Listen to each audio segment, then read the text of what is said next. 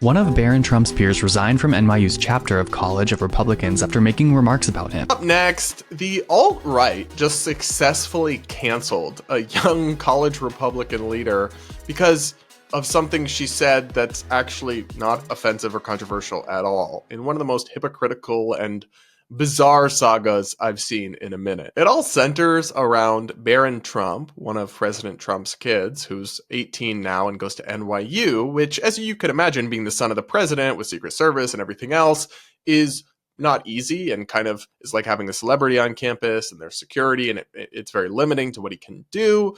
Well, Vanity Fair published an article speaking to the head of the college Republicans at NYU about it, and something she said was taken out of context by far-right Twitter accounts to get her canceled. Take a listen to this social media video from Brett America summing up the controversy. One of Barron Trump's peers resigned from NYU's chapter of College of Republicans after making remarks about him. Let me explain. Barron Trump began attending NYU's Stern School of Business in the fall and is set to graduate in 2028. He has no social media presence, leaving public perception of him entirely in the hands of third-party sources. A recent Vanity Fair article featured insights from some of Barron's classmates, highlighting the unique experience of attending college as a president's son, arriving and leaving in black SUVs, always accompanied by Secret Service. This level of security is standard for children of presidents, as seen with Sasha and Malia Obama during their school years in DC. However, one particular quote from the article sparked controversy. Kaya Walker, then president of NYU's chapter of College Republicans, described Barron as sort of like an oddity on campus. He goes to class, he goes home. The next day, the National College Republican Organization released a press release statement distancing itself from the remark, stating that Walker's comment does not align with the values and principles upheld by our organization. Walker's resignation was announced in that very press statement shared to X. Ironically, the Vanity Fair piece had already touched on a recurring phenomenon, what they describe as media's tendency to rush to Barron Trump's defense. The article cited instances such as TMZ portraying him as a gamer, followed almost immediately by People magazine claiming he was a ladies' man. It also referenced a past controversy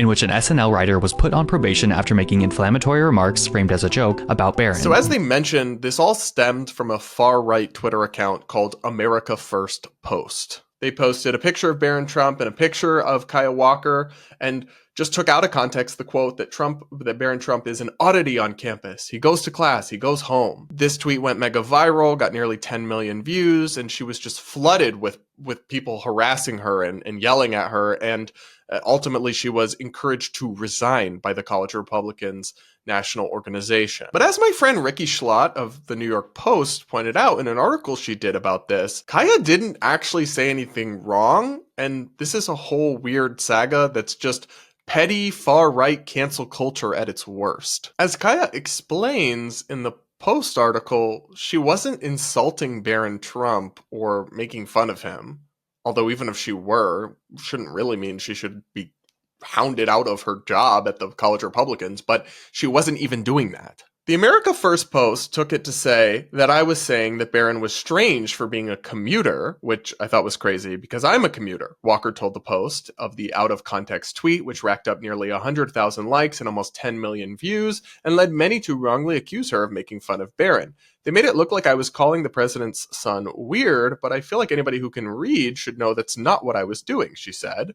Calling Barron an oddity is hardly an insult. It's precisely how gawking classmates and paparazzi treat him. I just feel bad that he's having this hard college experience, and I understand that he wants to be left alone, Walker told the Post, clarifying her statement. I don't even know Barron Trump.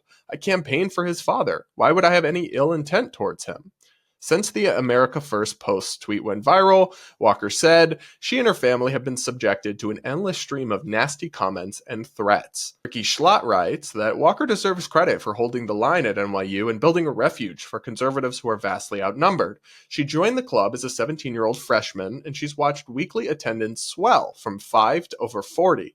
Holding her accountable for how a fringe X page mischaracterized her statements will almost surely have a chilling effect on club officers and members across the country. I completely agree with Ricky on this, and I find it just absolutely absurd that these far-right people on Twitter hounded this random young woman out of her job as the head of the NYU College Republicans over a statement that perhaps, while not great in its wording, wasn't even intended to be an insult. It's objectively true that having a celebrity, the president's son, and having him constantly be surrounded by Secret Service and not being able to really do normal college student stuff would be kind of an oddity on campus. I don't think she meant that as an insult. Like she said, she's a Trump supporter, nothing against Barron. She's also a commuter. It seems like they just saw an opportunity to attack and bully a young woman, took it out of context, and didn't care that they were using the same kind of smear job, hatchet job tactics that we've seen the woke left do so many times with out of context statements or old tweets or that kind of thing. And it's like, oh, now because X is run by Elon and is, much more of a right-wing platform, and at least than it used to be, now we have these accounts just doing the same thing, but with like MAGA branding. That's not cool. That's lame and petty and gross and a complete waste of time. How was anything good accomplished by this? They just bullied a random young woman, harassed her and threatened her family all over a non-controversy where she did nothing wrong, and now she's out at a position where it seems like she was doing a good job. And the fact that the National College Republicans encouraged her to resign is stupid. Like, do you not have any backbone, any spine? You won't...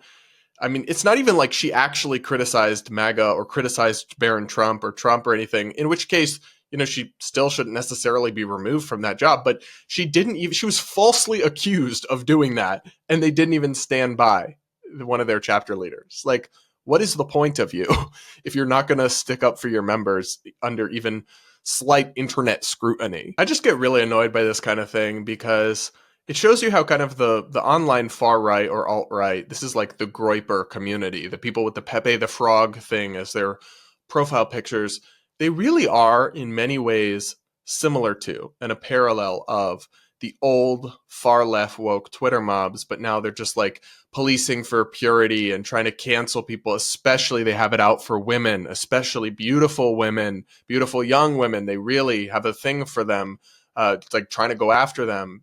I wonder why. It's all just nasty, and to me, everything that's wrong with how weird Twitter is getting in some right-wing pockets of it, where things are becoming very disconnected from reality and very toxic at honestly record speed. What do you guys think? Do you think she should have been hounded out of this job? Had you heard about this controversy? Let me know in the comments.